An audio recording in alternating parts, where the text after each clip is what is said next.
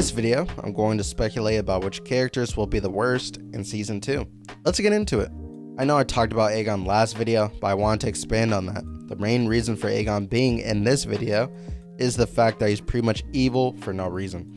House of the Dragon alludes to the reason why Aegon being like this is because Viserys doesn't really care about him, and or Alicent doesn't really care about his personal development either. She only cares about him being ready to take the throne when she wants him to, and as a result of that, she seems to be a pretty bad mother. This isn't hard subtext to pick up on, but it's not super believable either. I can understand a prince or king being an asshole and thinking they're better than everyone else, etc, but Aegon at the start of the show doesn't really seem like that at all. I more so just felt bad for him. Sure, he's a drunk even as a teenager, but that's pretty much it. He also bullies his younger brother, but I mean Jason and Luke were in on that as well, and they turned out relatively fine.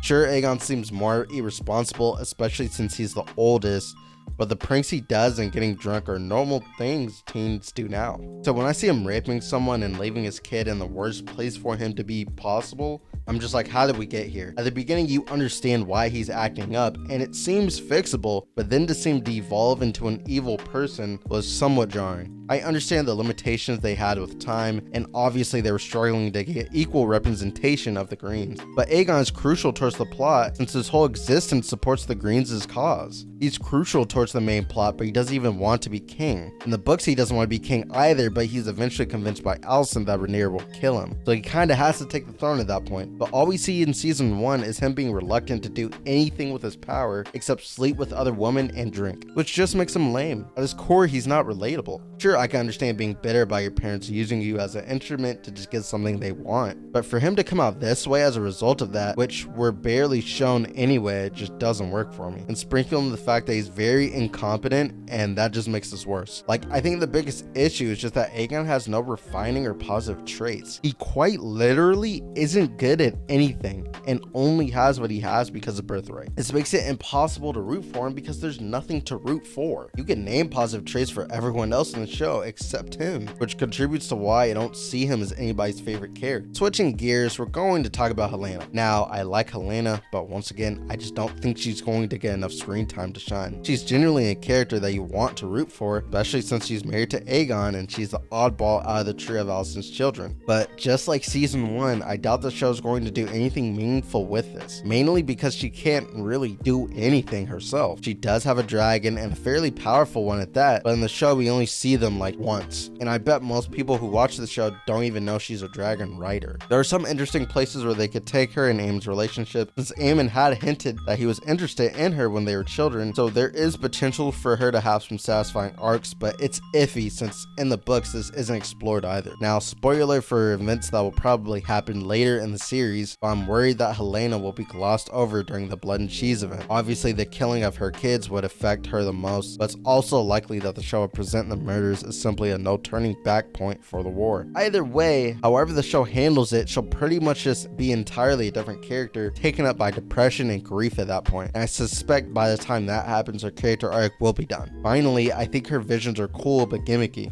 The visions are nice because they genuinely give insight into what's going to happen in the episode, and that's not in the books. I wouldn't want the dreams to be her whole character like pretty much how it is now. I more so see it as a gimmick, even though dragon dreams are a big deal in the lore. What's really interesting about this is whether or not she's coded to be autistic. Her reaction to Vaemon getting his head cut off and her social interactions have led some people to believe this. And if this is true, then that is pretty interesting itself, but like I said, that's just speculation. The last character on this list is going to be Alicent. I think the reasons are pretty obvious. For the most part, her contributions to the conflict between the Blacks and the Greens are over. Much like Otto, I think her main role was to basically beef with Rhaenyra to the point where their kids got involved. Her and Rhaenyra will still have their moments as opposition, but with Aegon taking the throne and with the more battle-ready characters taking command, what does she really have to do except be a source of drama for Rhaenyra? Even if you disagree with that, Aemon killed Luke, and that's more than enough drama right there to keep fueling this conflict without the writers going back to the Rhaenyra versus versus Alicent dynamic. At this point, both sides have more than enough reason to hate each other. For example, Alicent literally made up with Rhaenyra while their kids fought each other at the family dinner. If you take those two out of the picture, the conflict will carry on regardless. The only difference is that Rhaenyra is Queen of the Blacks, so she still has authority and has to serve as an important role in the show. I wouldn't be surprised if Aegon just disregards Alicent since he's bound to get drunk with power anyway. And realistically, what is Alicent contributing to the war effort? In Fire and Blood, Otto got dismissed by Aegon because he thought he was doing a shitty job, and Otto is way more ruthless and cunning and goal-oriented than Alicent seems to be. Aegon is going to prefer savages like Sir Christian to get the job done, even more so because Alicent is concerned with diplomacy and doing things the right way. Yeah, sure, she does deal with Sir Larys, but she heavily regrets it every time. The biggest advantage the Greens have is Vhagar and the amount of support they got around Westeros, and besides Alicent being naturally politically inclined, I don't see her doing much with these resources. Now, I don't see these characters necessarily being bad, but I think they're going to be weaker parts of season 2. Obviously, we'll just have to see. But thanks for watching the video, guys. I'll see you next week.